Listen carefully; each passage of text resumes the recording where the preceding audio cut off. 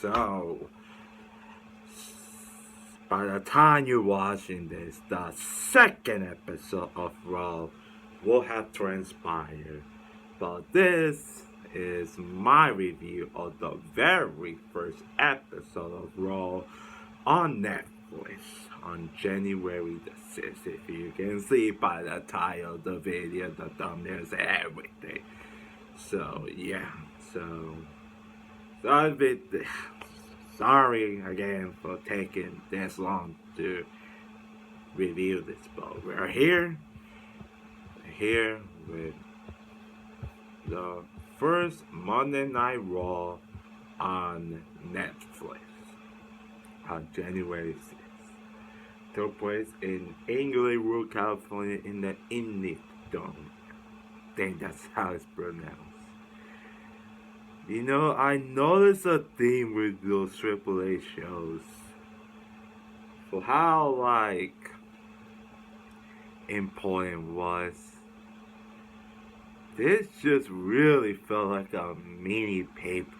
Like, for weeks they talked about this was it going to be, oh, this is going to be like WrestleMania-esque, and it was really not. It was just real. They called it because of the production and stuff. And if you look at the dome at the venue, the like above the like under the roof, there's like a huge LEDs like cardboard like up like under the roof of the dome.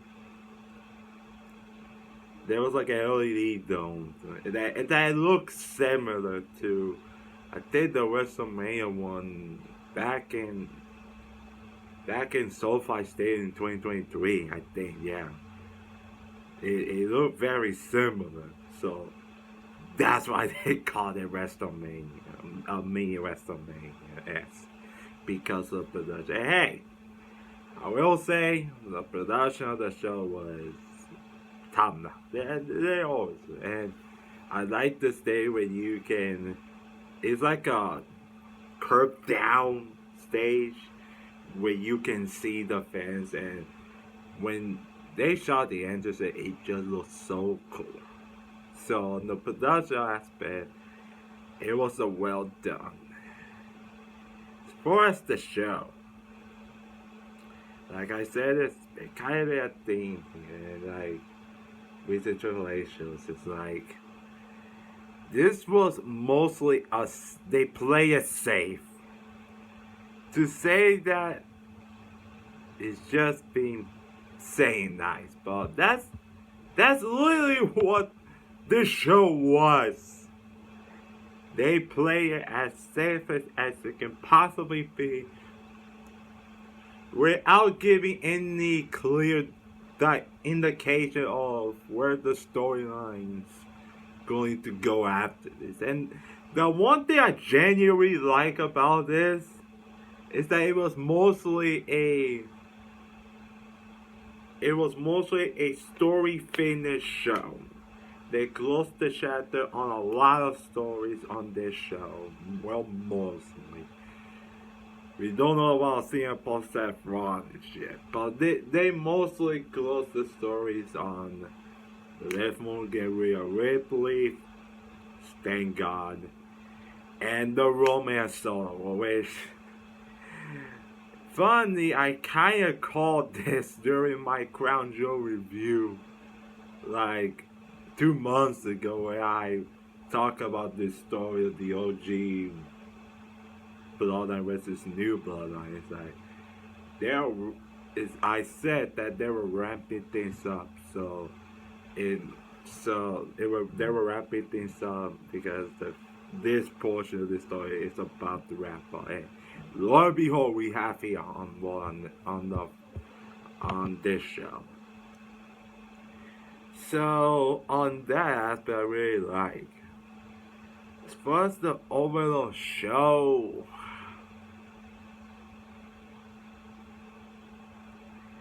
this felt like I think with this show, it was not for us, though the people who continue to watch it week in week out. Like that's not what it was, because this is a show that kind of felt like a PD on a new platform, potentially a brand new people watching for the first time thinking, why is this?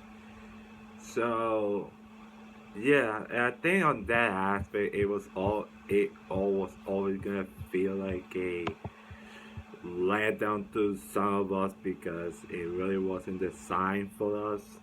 So on that aspect it kinda felt like a letdown. But I didn't hate the show.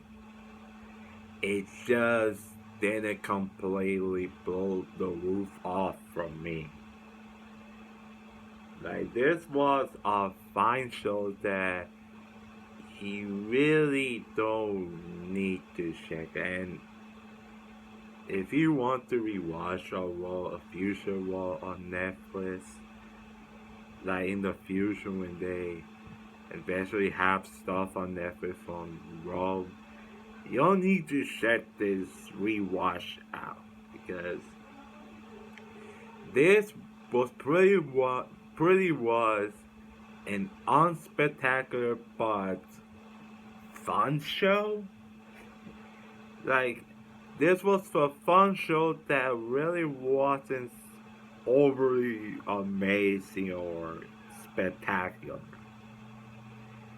That's pretty much I'm going to say. So let's get on to it with a funny opening segment with they had this cold open the story of WWE intro, the history of wrestling, basically. It's like a curved like something when they had it like under the ring, but you couldn't see the way they showed the video package, and then when the intro was over, the pyro hit, they lifted up, and Triple H was underneath. And Triple H usually does his raw promo that he pretty much does on almost every fucking big show. Almost every fucking big show he does those promos. And then we go to another Raw promo, and shockingly, it came for Dwayne. Yes, The Rock. So The Rock returned on this show, and if you did not watch the last year, if you didn't watch the first 3 months of the last year, and this was the first time seeing him in a long while, you wouldn't even know he was the fucking final boss, because what we got here was Dwayne.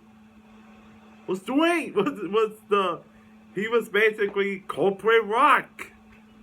But now in the 90s, no, this is the Memo the TKO boy Rock, where he was praising Netflix executives, where he was acknowledging the NY family and all, and talking about the tribal combat is next. And then he got to Cody Rhodes, where he basically acknowledged and gave Cody Rhodes his props. And this motherfucker, Dwayne, just literally said to fucking Cody's face that he wants Cody to say that he wants to give Mama Rosa hello, and he wants to say that The Rock says to Mama Rosa to say hello, and Cody was just down there in the crowd laughing. I was like, what? And Rod did his usual stick, and that was it. That was the entire promo. And afterward, he shook Cody's hand and hugged him. Oh my god, where do I start? Well, honestly, I kind of have more to say about this in my next video, so stay tuned. So you may stay tuned for that because I got a lot to say about WrestleMania 41 main event fiasco. So you may want to stay tuned, but all I have to say is like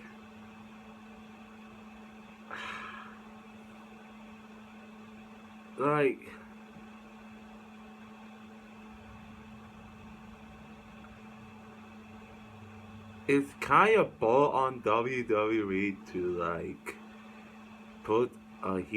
make a huge story and planning a WrestleMania main event around guys that you don't even know if he's even going to be available. That just sounds like a pretty bold and kind of stupid on their part to bet around a potentially main event of WrestleMania, your biggest show of the year, around that you don't even know is going to be available at that set show. So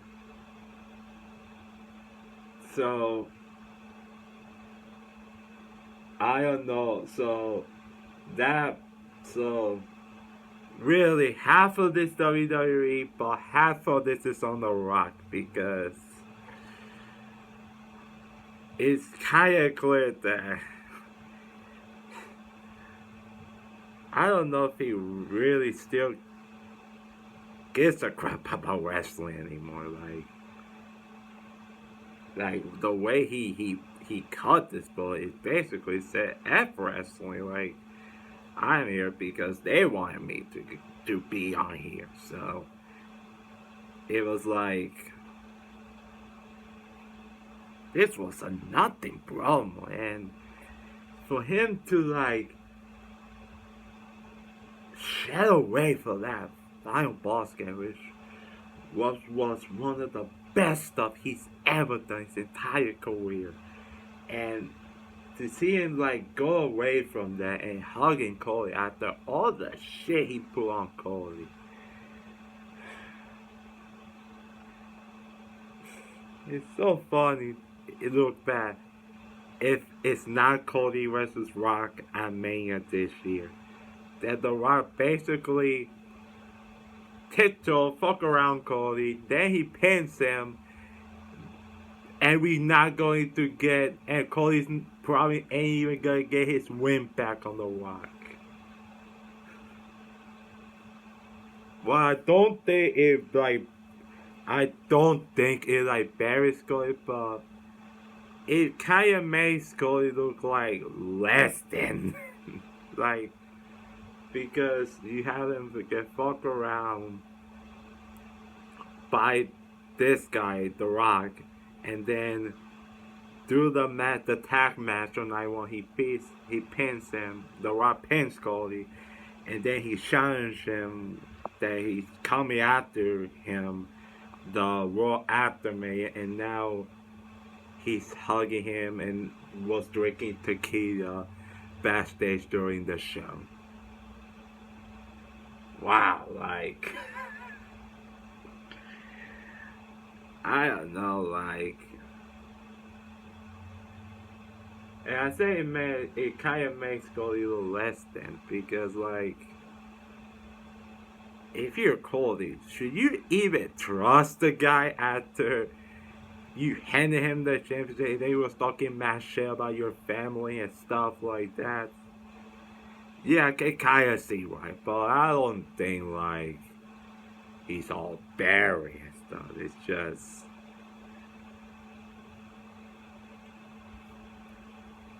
I don't know. This whole thing just sucks to see that this whole Cody Rod dynamic, which was great stuff heading into last year's WrestleMania, now you may not even see it. That was kind of disheartening to see, and that kind of gave you the vibe of what you were about to see on the show. Once you saw that, that was basically.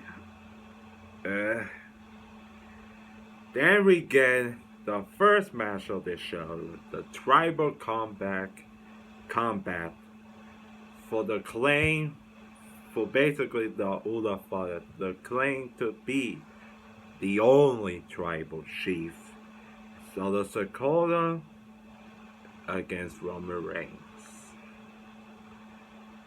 And I talk about how my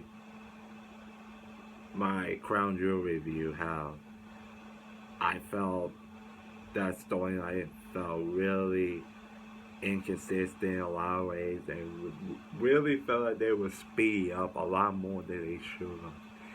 And I said at that time that the reason may be is because they're wrapping up this portion of the story. Here we are.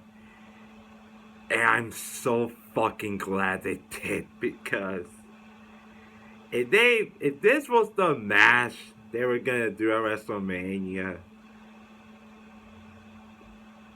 Jesus Christ. You know, the match, I didn't even hate it. It's just, this just felt a slow, methodical, kind of slugfest. Kind of similar to Cody vs. Solo at SummerSlam, ironically enough. And what was so ironic about is when I talk about Cody vs. Solo at SummerSlam, I said that was a complete waste of Bloodline rules. This, they didn't even use that much. They didn't even use tribal combat to their advantage as much as you would think. Like that, I think by the end by the end it was exciting. It kind of got better. The match progressively got better, but as a match, this was as mediocre as you can get. Like, this was fucking average. Like, this was not a very exciting match until basically the last 8 minutes of this, basically. So they did a lot of stuff. They used a little bit of weapons. It wasn't like they used. It wasn't that they didn't use none. They used a couple of weapons here, and you got the basically a power bomb by Roman through the table. He was about to win, and then Tama Tonga came out, pulled the referee. I think he pulled the referee out, and then Jacob Fatu intervened, and he hits Roman with multiple moonsaults and hit the Samoan spike, and Roman kicked out, and they continued to be a Roman. Then Sami Zayn and Jimmy Uso came out. They got involved and intervened the bloodline. They hit their finishers, and Roman hit the spitball.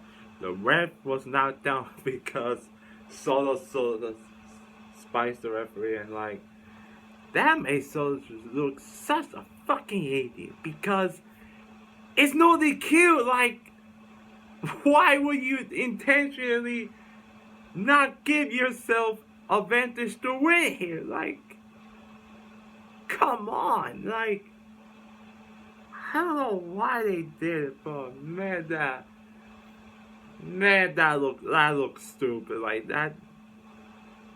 Man, that was so stupid on part by Solo. So yeah. So yeah. So hit a spike, and then Roman hit, and then when I said Roman hit the spin but after Sammy and Jimmy did their finishers on him. Roman hit a spin, but there was no referee, and then a second referee came out for a kick out of it.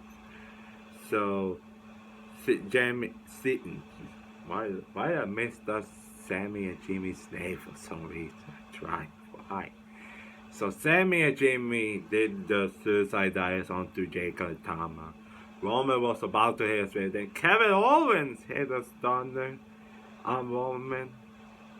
So I was about to win, but Roman kick out, and then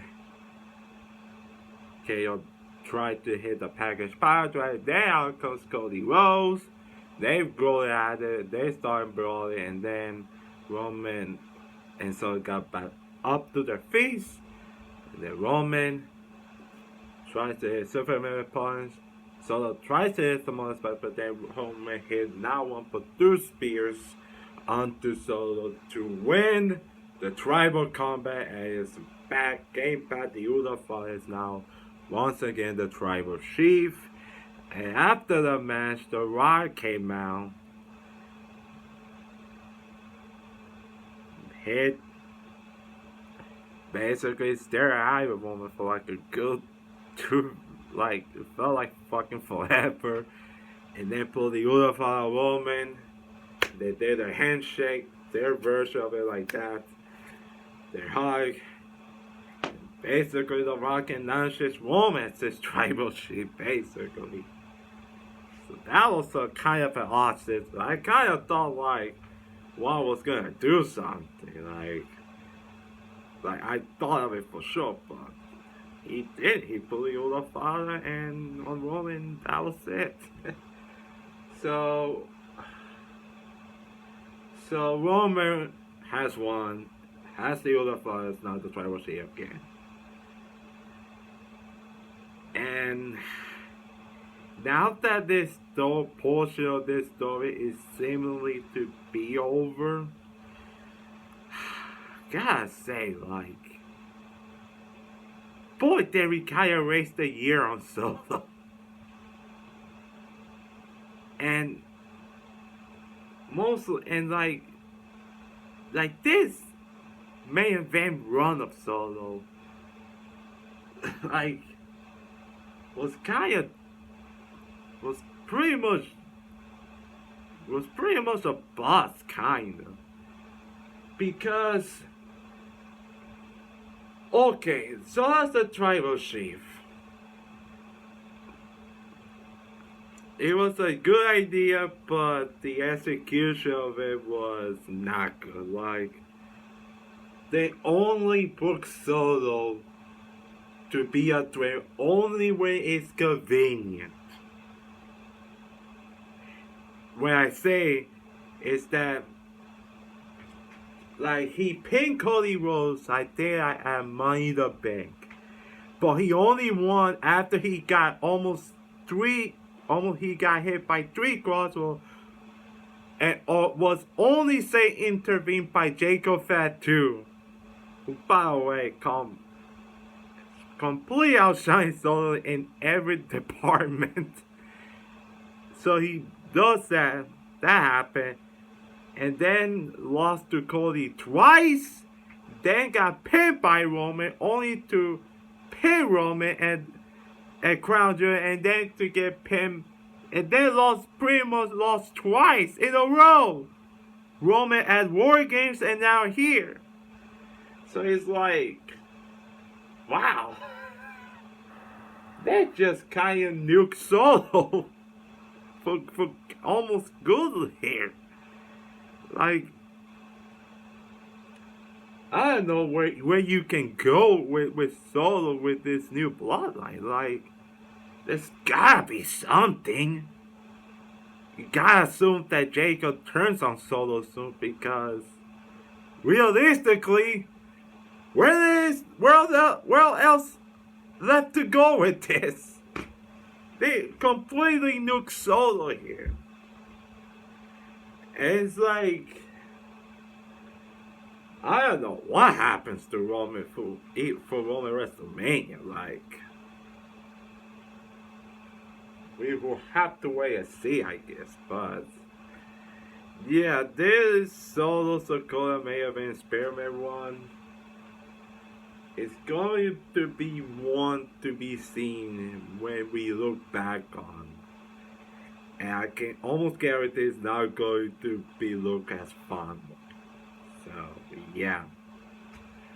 So that was that for the tribal comeback. And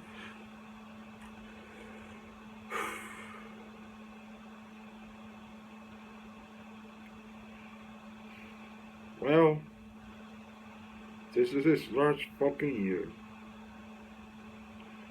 And I almost do this out of fun, for my sick pleasure, but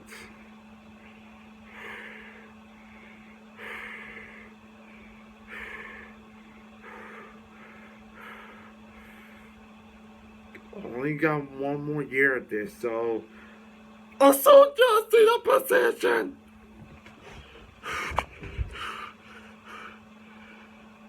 We got John fucking Cena come out, and looks like he's going to be in the Royal Rumble. And the thing that gets me about this is the same fucking problem they almost got at every time he fucking returns. Like, how many times do I need to hear thank yous from this Goldie Heart's mouth? I don't need to hear it. And, you know, I swear to God, if John Cena even fucking wins the Royal Rumble, and the worst thing that they can do is have him fucking straight up win the whole fucking title WrestleMania. I don't need to see that shit. If you gotta do it, make him fucking struggle at least. At least have a fucking struggle with it. You basically have him fucking say, I haven't fucking won a match in 2,400 plus days or something. Which, by the way, John, you fucking won a match last year. Like the one after Mania. Why you didn't say you did a singles match, you asshat? Like, ugh. I have one more fucking year to sit through this, so for good time's sake, fuck John Cena! Oh, gotta get off my chest. So yeah, so he did the fucking Raw speech, and he's back in the Royal Rumble. He's in the Rumble. Rupee. Thank Christ, we move on. Next is the Women's World Championship match between Liv Morgan versus defending her title against Rhea Ripley. Thank God this was the end. Because really I couldn't take more like 3 more months of this. If you really heard me at the Survivor Series Warriors review, I literally said, like, just end it. I just saw Rhea Ripley pin Liv Morgan in that match. I literally said, just end this. Because there's only so much that is, you can only have Liv run away from Rhea somewhere without making her look like a total fucking geek. And she kinda got she kind of is after this feud, because I will talk more after. But the match was pretty good. I think this was, out of all three matches, this was probably the one I had the most fun watching. Pretty much to admit it. It wasn't overly spectacular, but this was really good for the time they had. This was a pretty good match. Like, they did some, they did kind of some sick moves to each other. Like, Rhea Ripley hit the powerbomb lift to the tail, it didn't break. And the announcing there was, they had a lead. It was basically a lead announcer. They had graphics and stuff. So when I saw her do that today, I was like, oh, that must have sucked. And Rhea did sort of like almost a power bomb, but then she turned into a suplex. That looked cool. They did some nice moves in here, and we basically got to the phase where the final sequence where Liv almost won the same way as someone said with the Oblivion 2 Rhea onto the chair with the referee didn't see it, but this time Rhea kicked out. Liv did the fall splash. Liv did the fall splash on Rhea, but Rhea kicked out again, and then I pretty much loved the way they shot things. So Liv was about to win the Oblivion one more time, and then Rhea called Liv and was like, no, you're now fuck. The way that just the tone just gave me that. And the way it shot was great.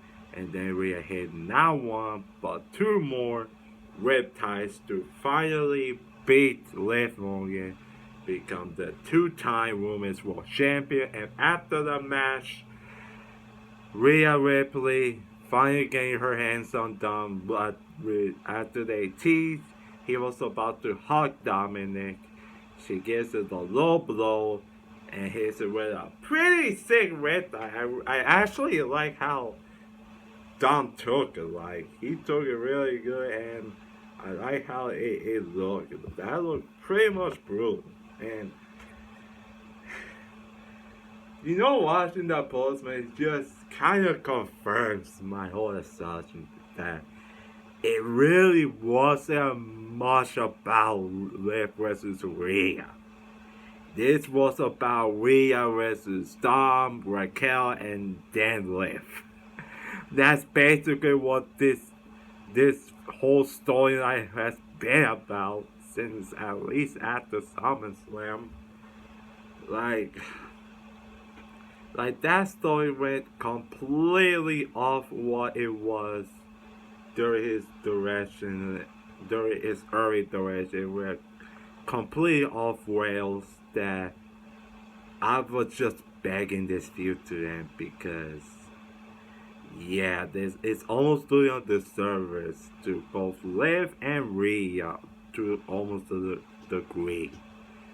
So thank God this feud is over. What Rhea's gonna do with the Women's World title remains to be seen, but at least we close a chapter in this. And then you have The Undertaker, the American Badass, came out and gave Rhea her props, and I will say that was a cool moment for Rhea to be with The Undertaker on this pretty much important role. A show like this, that had to feel so sweet for her. I'm happy she got her moment with The Undertaker. So that was some cool shit. Then I think the next match was Jey Uso versus Drew McIntyre, right? Like, they did a lot of interviews, like, in between here. So, yeah. And you got here, Jay also Drew McIntyre. First off, like, is it almost fair to say that Jay has one of the best entrances in WWE right now? Like whenever he's on, you know the fans are gonna go apeshit, and it's going to look cool as fuck every single time he comes and does it with a crowd. And here he got with Traskavit, and they got the drone shots, and it just looked amazing. Like, yeah, it really felt like if you were going to the club, you want to have a party with your friends and stuff. That's kind of how I viewed it as that way. As Jay Lewis, like, his entrance is only going to be spectacular, and they're going to make new ways about. So for that, I look great. The match really wasn't too much home about. Like, this just for a show, a big role like this just really felt like a normal Raw match. Like, you will see like almost every week, and this one on a show like this, it kind of felt underwhelming to see. I felt this match was the most underwhelming of all the matches we had. So yeah, this really wasn't spectacular. Mostly I kind of felt boring. Almost short. This wasn't good. And the finish was pretty much telegraphed when Drew was about to hit the claim, the second claimer, and Jay knocked out on loop right before Drew hits the claimer. I knew Jay was winning right there. They just completely telegraphed the finish, like right then and there. So Drew was about to hit with a claymore, and then Jay rolls off with basically a roll up, and Jay wins. He beats Drew, and yeah, I don't know what to think. Like,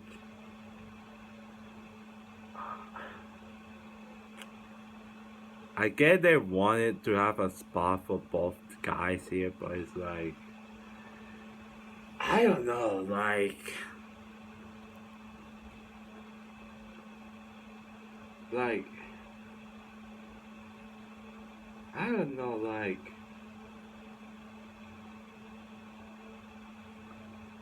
I get they wanted to have Jay win here so he can like build up to something big for him, maybe. But I don't know if I like become at the expense of Drew, who has been on this story of basically taking out every member of the OG bloodline here. For him to lose to Jay is kind of almost baffling to me. But I kind of like the finish, even though the match was just meh in a lot of ways. So yeah. So that was that. Then we get a Hulk Hogan promo.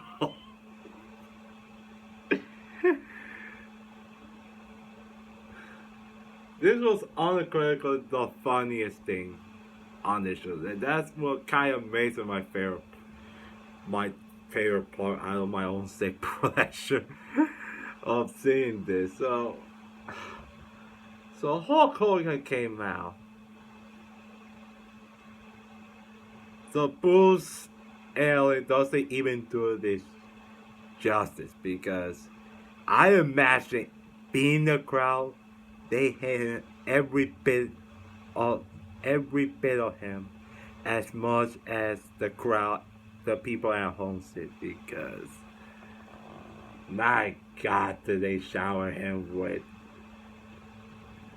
They just shower with this visual hatred of it. Like, you would think this man's the most despised man in America. and and really, it's a whole fucking Hogan promo in 2025. And I think those Bulls kind of says the whole story about this.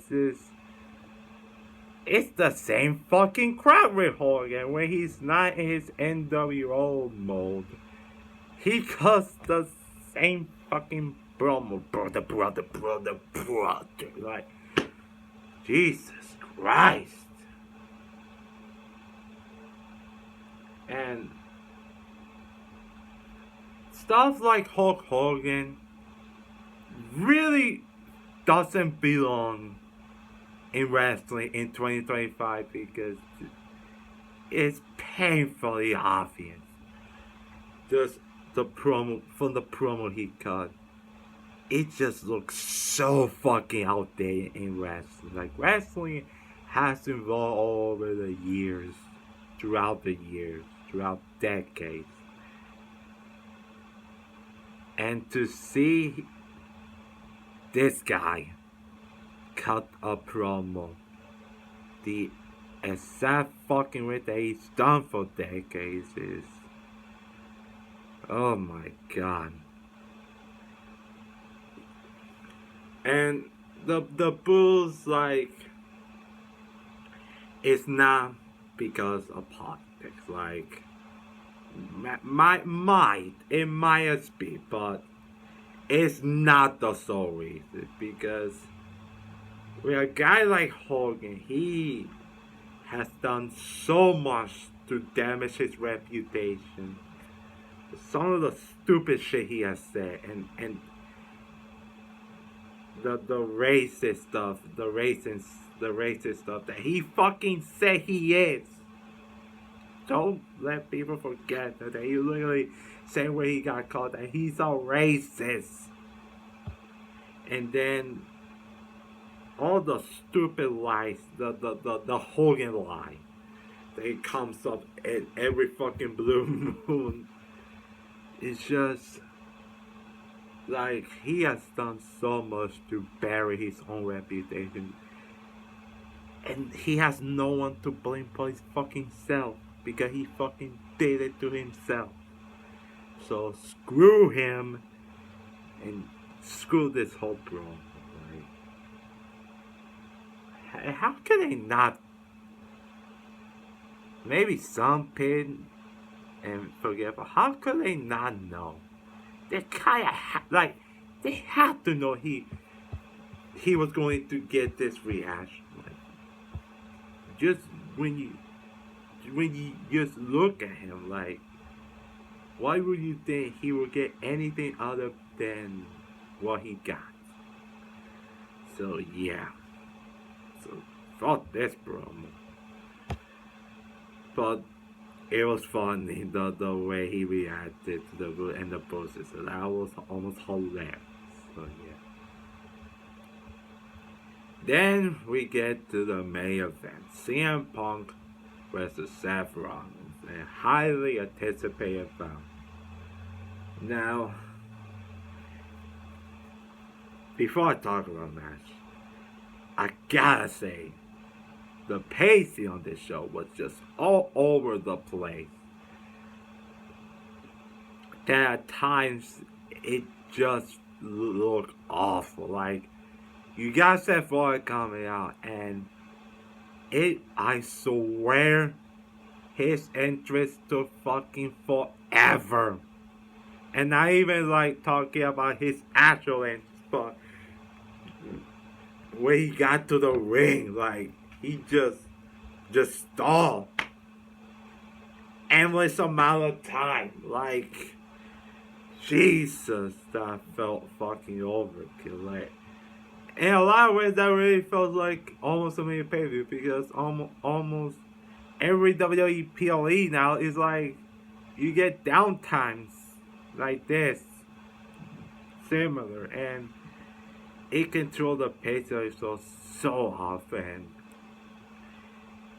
Like, Jesus, like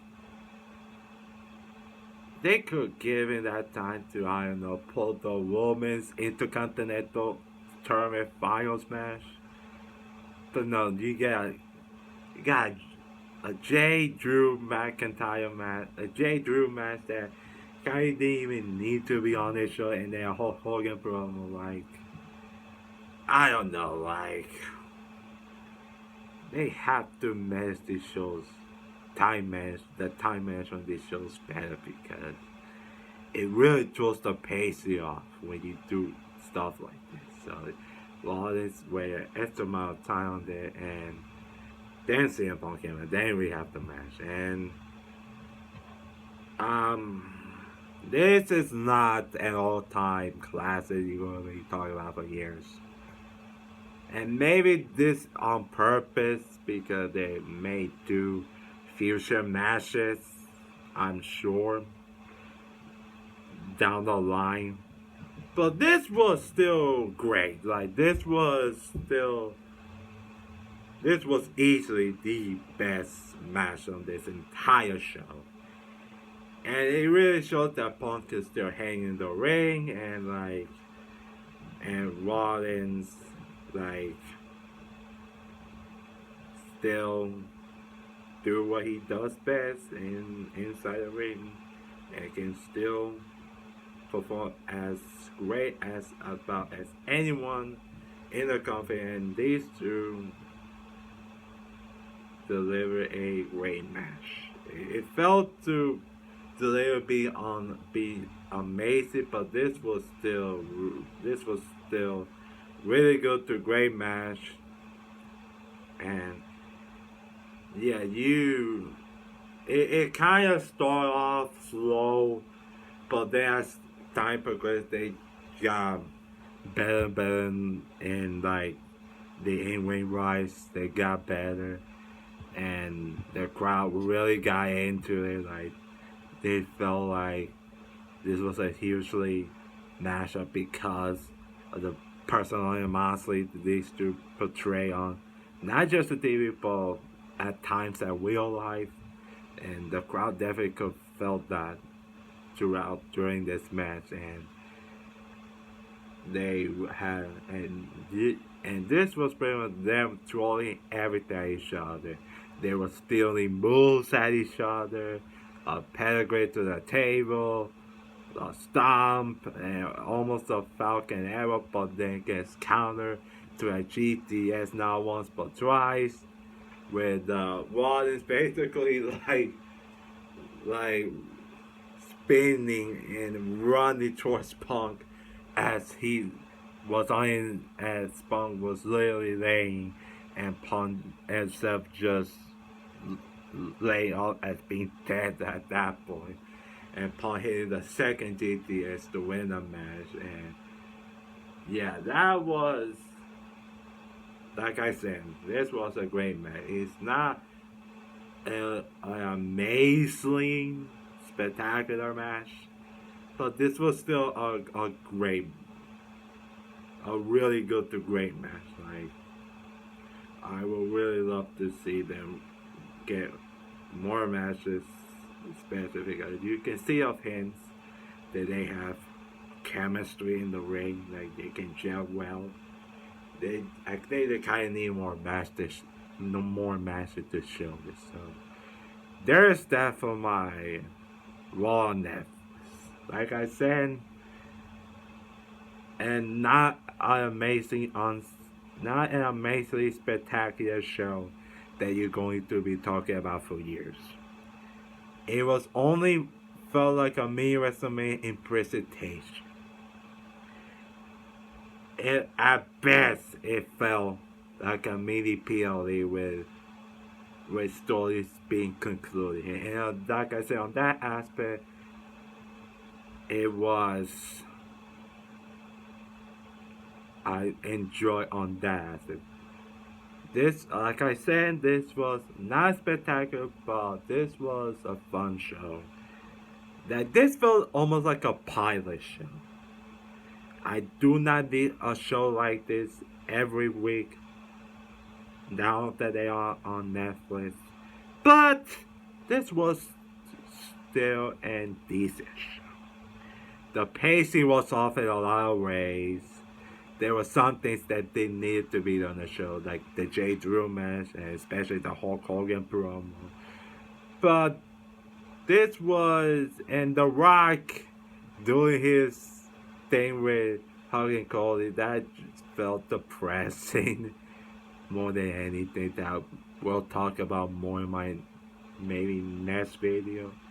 But I somewhat enjoy it, even though not fully liking the show. This was, like I said, a spectacular but decent show. There is that for my Raw on Netflix review. Like this video if you haven't. Subscribe. Tell me what you thought about the first Raw on Netflix in the comment section below. As always, I'm Jason Marinius, and I approve this next.